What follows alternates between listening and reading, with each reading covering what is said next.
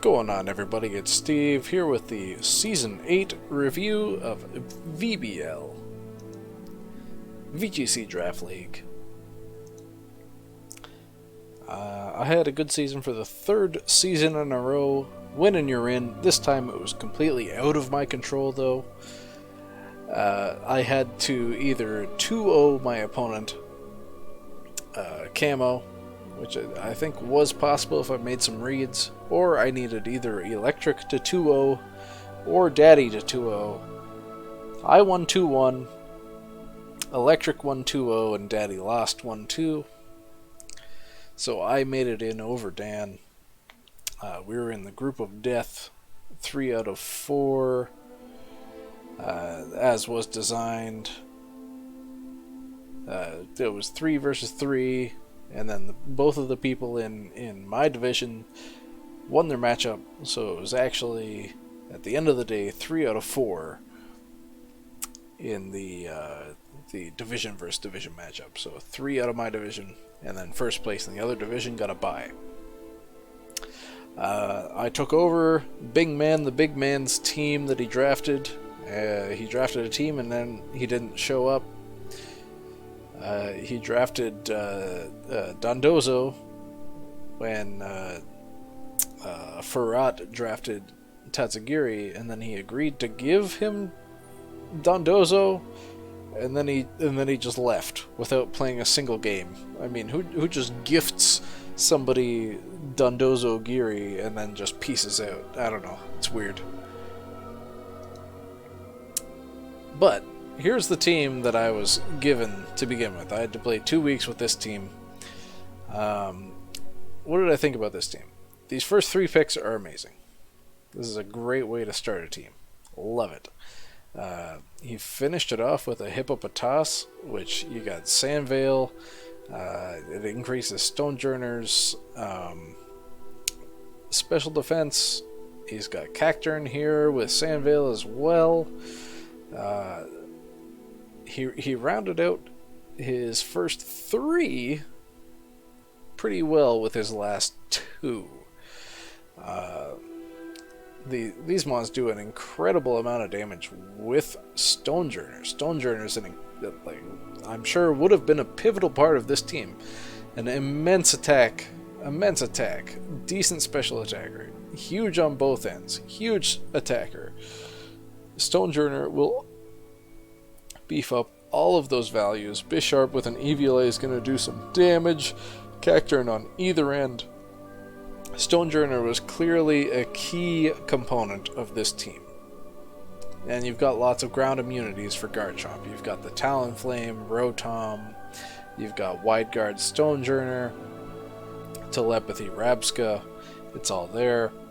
Zoroark is great to bluff with Talonflame. If somebody wants to fake out Talonflame and then it's suddenly a Zoroark with Covert Cloak, that's great.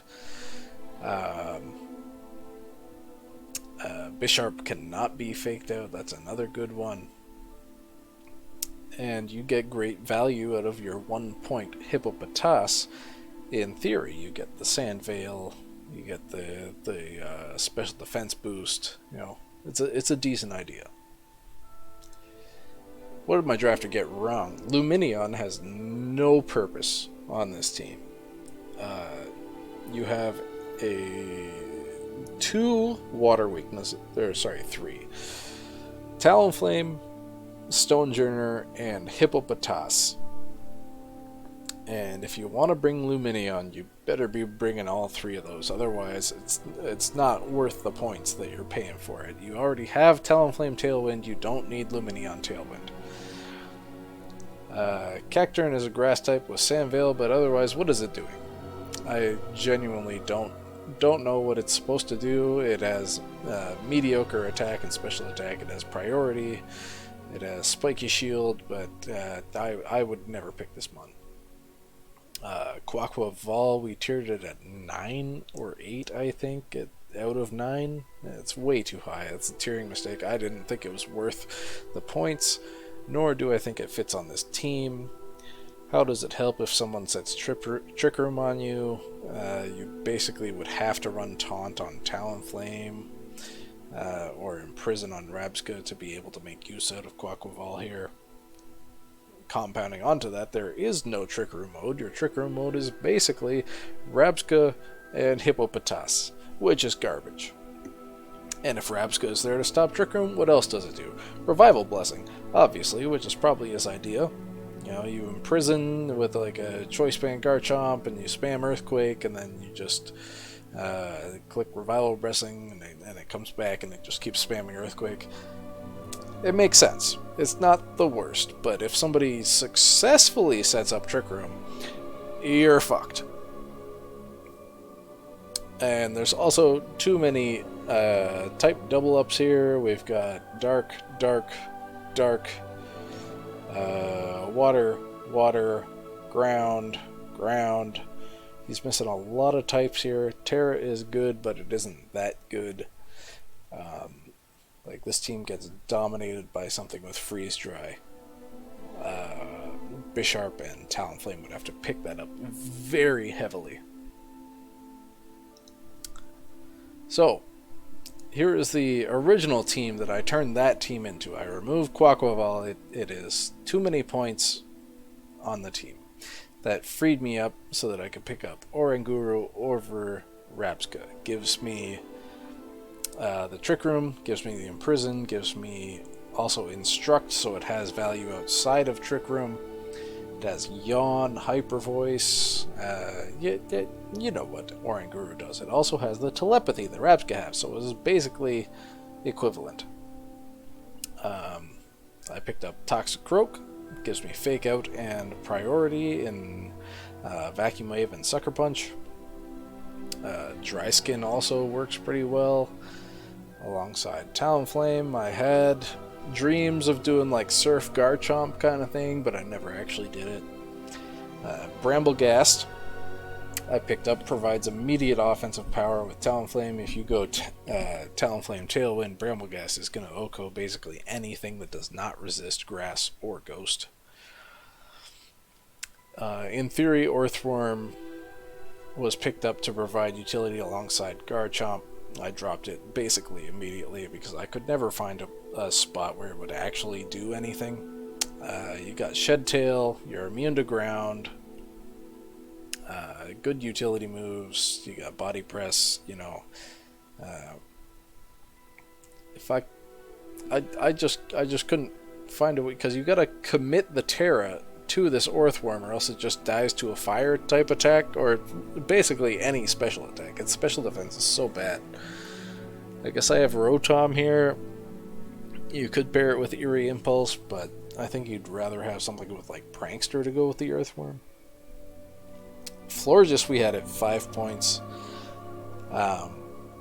Florges is amazing. You don't need to invest anything into either of its primary stats. It's got 110 special attack, it's got 150 special defense. Basically, every time I brought it, it was max HP, max defense, because I knew eventually, over time, I'm going to kill things with it, and it's going to stay alive.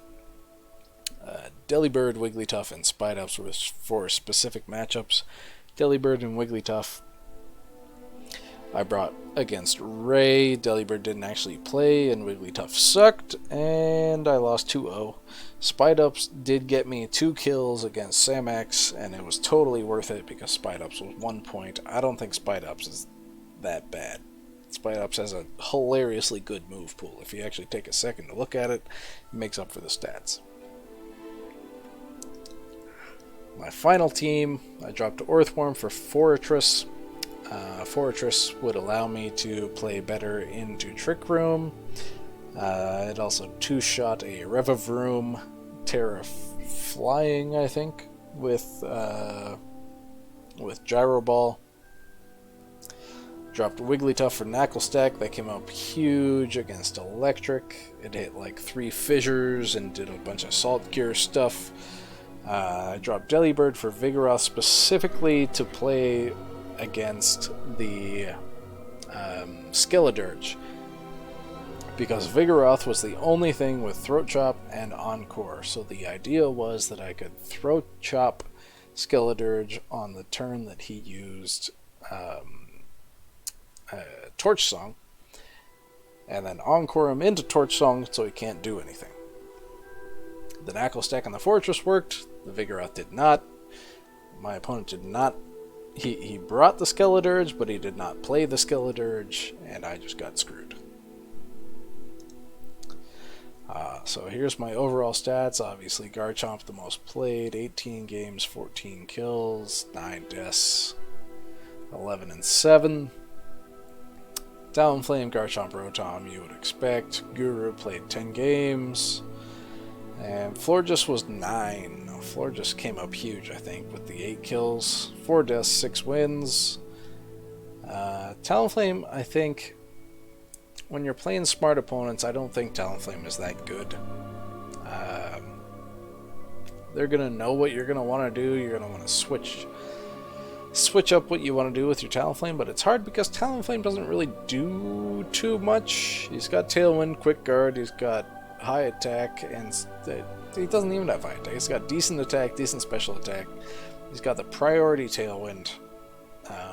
If you're not concerned about his physical or special stabs, then you're not concerned about Talonflame if you can stop the Tailwind. That's basically it. And if you're Terra Ghosting Talonflame in draft, in my opinion, you've already lost. These two Terras on Talonflame were flying offensively.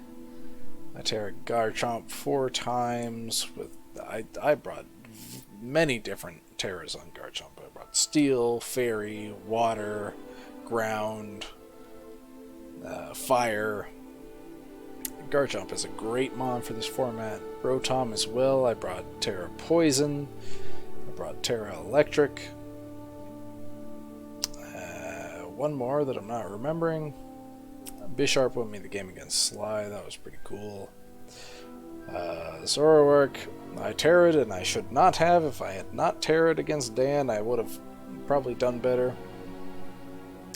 Guru, that was a great game against Sam. I Terra'd Normaled so that I could live a Snarl from Umbreon. That was amazing. Vigoroth, that was part of the anti-Skeledirge plan. Florges, normally just bring a Terra. It's either Fire or Water. Wigglytuff failed, and Fortress was Terra Fire to live some other stuff from Daddy's team. I think limited decks makes it harder to have many threats. Normally when I make a team, I want to be able to bring so many mons so many of the time, but you saw from my stats it was Talonflame, Garchomp, literally every game.